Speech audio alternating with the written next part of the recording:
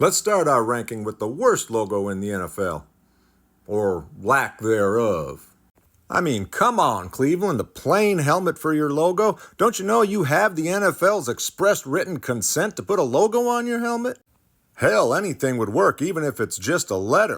You can start with the letter L for lame or... Now for the teams that will at least get a participation trophy. The Colts. They could have had a raging horse. They could have had a ferocious head of a horse. Instead, they went with something that gets attached to the foot of the horse and stomped into the mud. 30th place, I have the Commanders. Now, they had 2 years to come up with a name for this team, and it's like the graphics design team decided to put a logo together in 20 minutes and spend the rest of the 2 years day drinking. I'm not really a fan of just using letters in general for your logo, but at least make them uppercase. Of course, the way you've been playing, I can see why you went with lowercase. 29th place. Go to the snack table and collect a juice box and a granola bar. Tying for 27th place, I got the oval logos with a letter or two in them. I can give the Packers a pass because I'm not really sure how you would draw something that would fit their mascot. But the 49ers used to have this guy right here. Hey there, Yosemite. For the Cowboys, I get it, the Lone Star State. But maybe you could add something more than just the star. That's why you're downgraded. Also because you're the Dallas Cowboys. Oh, look, the logo for the Newport High Cardinals. Or maybe it's the De Pere Redbirds.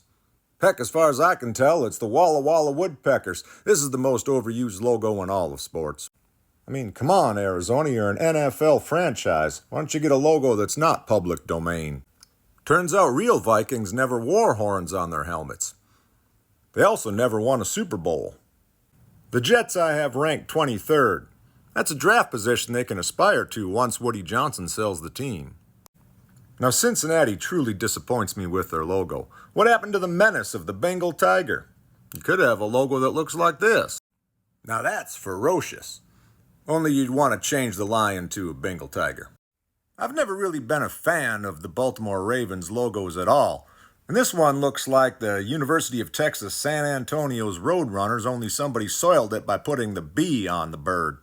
I get it, Baltimore, but I've also been told that B stands for the team being a bunch of little. Now on to 18, 19, and 20.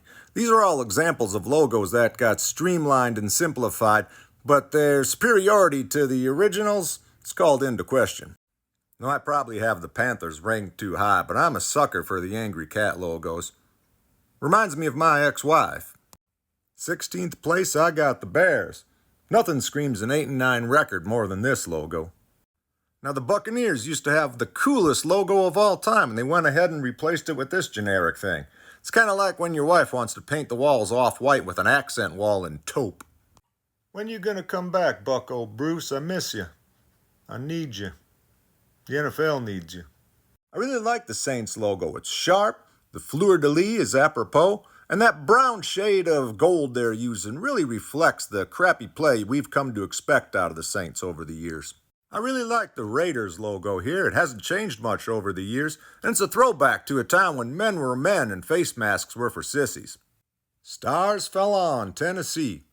It's hard to replace the cool logos that the Oilers had, but I think Tennessee did a pretty good job here. The colors are integrated nicely, and the downward trajectory of the logo really captures the brand of football we get from the Tennessee Titans. Ah, the classic arrowhead. I've always liked the chiseled look of this logo, plus it's the least racist one in Chiefs history. Yeah, you better run, Tex. One of the first football games I ever remember watching as a kid was the Dolphins-Chargers hook and ladder game. I've been a fan of this logo ever since. Here we are again with the menacing cats. Now I know that blue tongue is going to put some people off, but remember, George the Animal Steel also had a blue tongue. Really adds to the menacing look of the logo. Too bad it doesn't add to the menace of the Jacksonville Jaguars. Now we're getting somewhere with cool logos. I love how the Steelers logo is really a tribute to the working class that composed the Steelers fan base.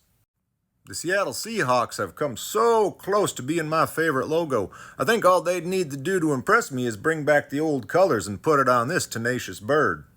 And speaking of tenacious birds, I don't care how you feel about the Philadelphia Eagles. That bird is badass. Now, I know I've said I had a predilection to those cat logos, and the Lions is the only one that looks like it's actively engaging in a fight.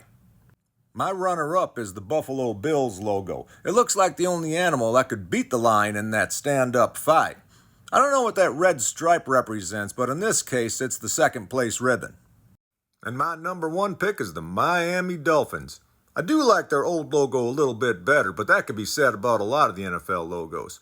Something about the Dolphins logo screams warm beaches and fun in the sun, and maybe someday it'll scream good football.